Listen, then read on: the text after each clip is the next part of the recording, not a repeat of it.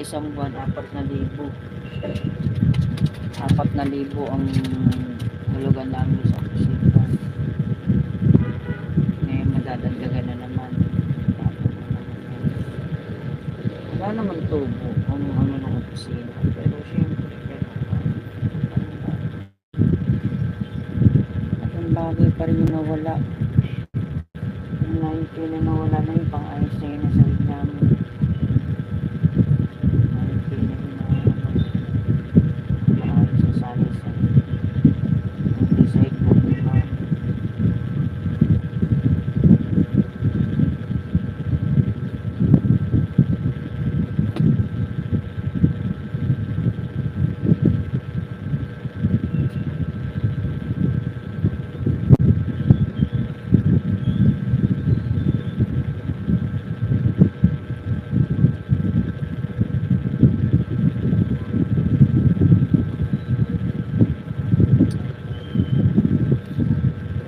Kukuha lang po ng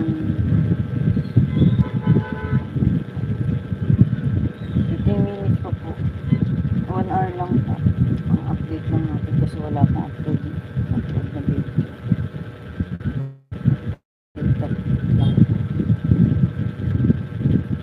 Kaya paano ka makakatulog yan kung ang utang mo ipadagdag? Imbis na pabawas ang utang is padagdag. Okay lang yung mga kasi hindi naman kami umuutang pag hindi importante. Mga pang emergency doon lang kami nautang. Pag hindi importante, hindi katulad ito na nawala sa amin 11K. Yung 9K pinagkatiwala lang sa kanya yung 9K. Kasi yung 2K pera niya na ano yung panglakad niya sa amin.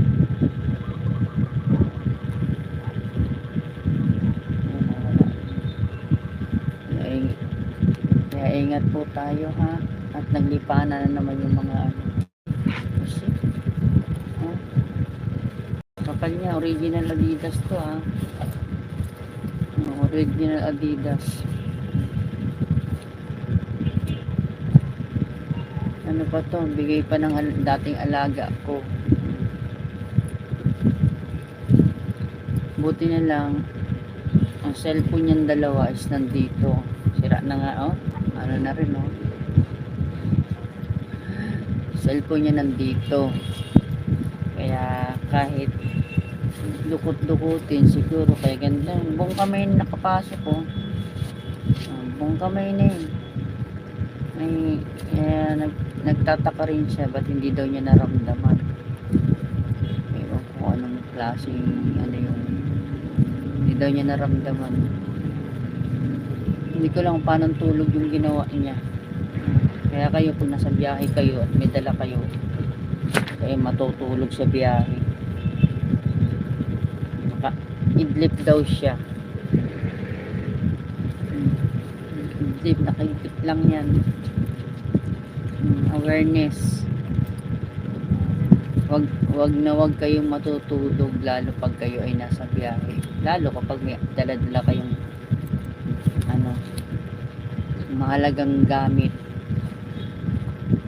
Cellphone niya na safe lang, dadala sa kabilang bulsa yung cellphone niya. Yung wallet niya nandito.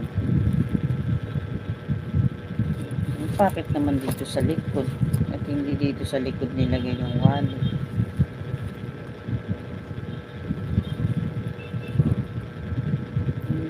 Ganda ko muli yung bag niya.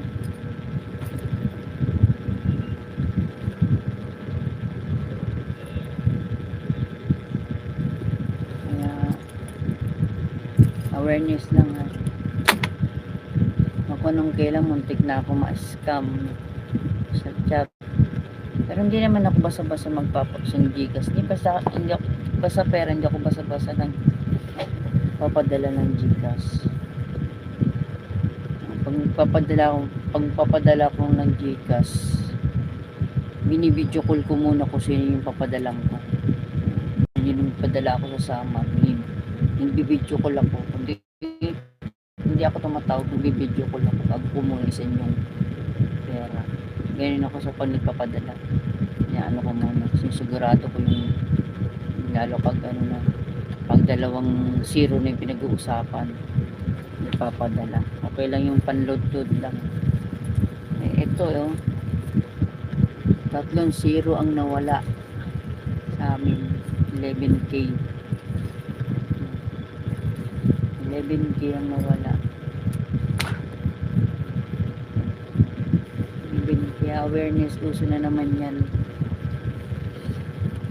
Uso na naman ngayon, panahon ng ano.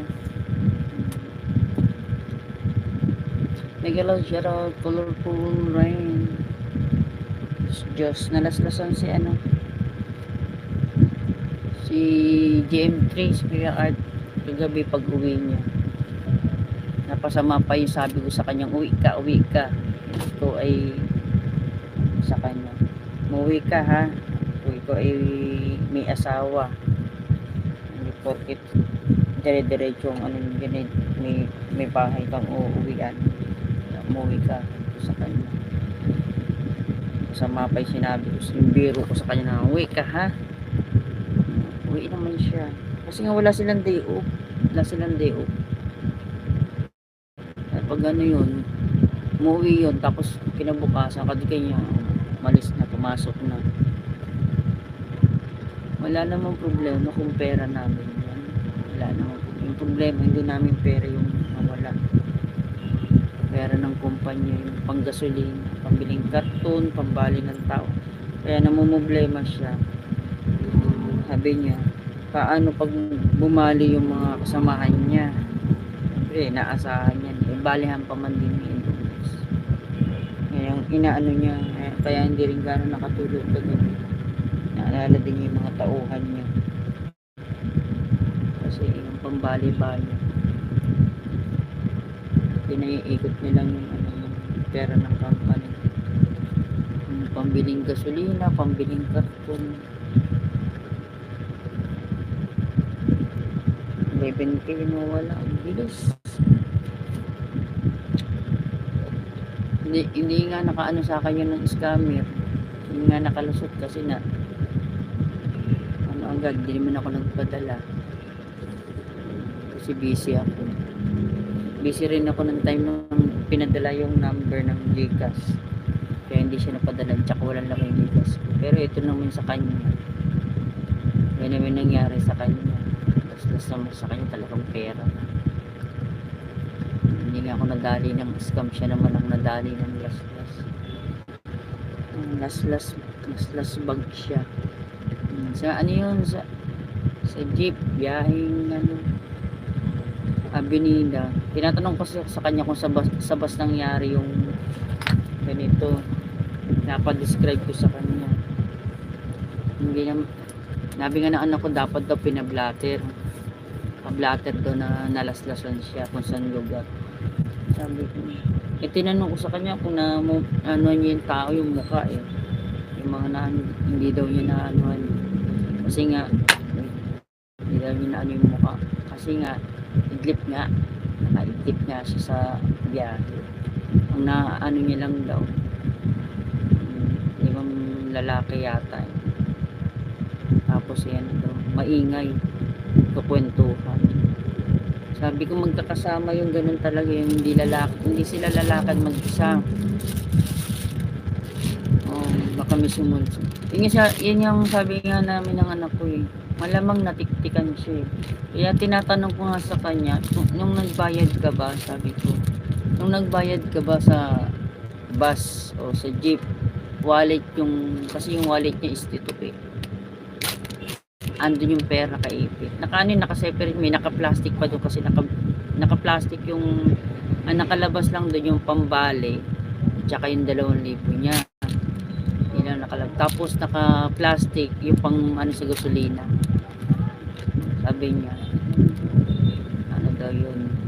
Basta yung total ng pera ng company is 9k.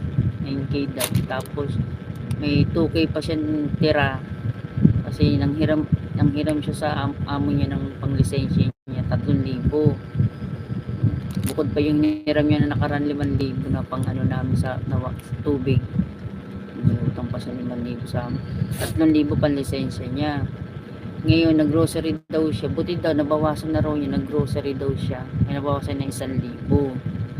Ngayon, 2,000 yung iniipit-ipit niya. 2,000. Nadamay yun. Sa company, 9K. Yung 2,000. Kaya 11K tumatagit. 11K yung nadali sa kanya. Ayan, kahit ako nagtataka rin ako. Ang kapal niya. Kapal niya be, oh. Ilang layer yan, oh. Makapal pa yung ano niya, Adidas to, original Adidas to. Bigay pa ng alaga ko to.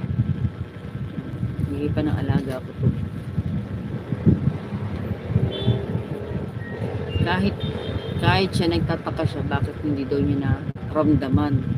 Hindi man lang daw niya natunugan. Nasa harap naman daw niya. Hindi daw niya natunugan. Kaya hindi rin siya gano'n nakatulog kagabi. Kakaisip paano siya na salisihan. Kahit tulog siya, ano daw yung pakiramdam niya. O nga, kaya kilala ko nga yun. Kahit ano yung konting kaluskus lang, konting ano lang, gising yan. Pero yung that time daw talaga, kaya hindi rin niya lubos maisip paano siya na dukutan ng ganyan. Kasi may narinig na raw siya na kaluskos. Kaya sabi ko, imposible mo kasi makunat to, oh. Makunat to, eh. Pag i-blade siya, makunat siya. May na raw siya na kaluskos na ingay na hindi naman daw niya pinansin. Kaya daw niya baka nagkikis-kisan lang daw, nakatawat na yung mga pasero kasi nga maggalaw daw yung tapos yung jeep kung saan pa daw sila hindi na sa ibang daan daw dumaan yung jeep, siguro may iniiwasang traffic o whatsoever yung driver. Kaya ayun, diba? Kaya ingat, lesson learned yan. Ayan talaga yung talagang turo ng tatay ko, kasi tatay ko driver. Never kang matulog sa biyahe, kahit gaano pa siya kahaba ang biyahe. Wag kang matutulog kasi hindi mo alam kung ano yung mangyayari sa loob ng sasakyan at sa labas ng sasakyan. Kasi sabi ng tatay, kung gising ka, may aware ka na kung ano naman yung nangyayari sa paligid mo. Yung sabi ni tatay, kasi driver nga siya. Kaya katulad niya siya, idlip lang daw talaga, sabi niya, idlip lang, tataka daw siya. Siguro yung pakiramdam niyang idlip, sa pagod siguro niya, pakiramdam niya is idlip lang, pero kung siguro, baka talagang nakatulog siya. Tingin ko nakatulog yan. Hindi lang siya idlip. Hindi idlip, nakatulog yan sa biyahe. Pagod siguro.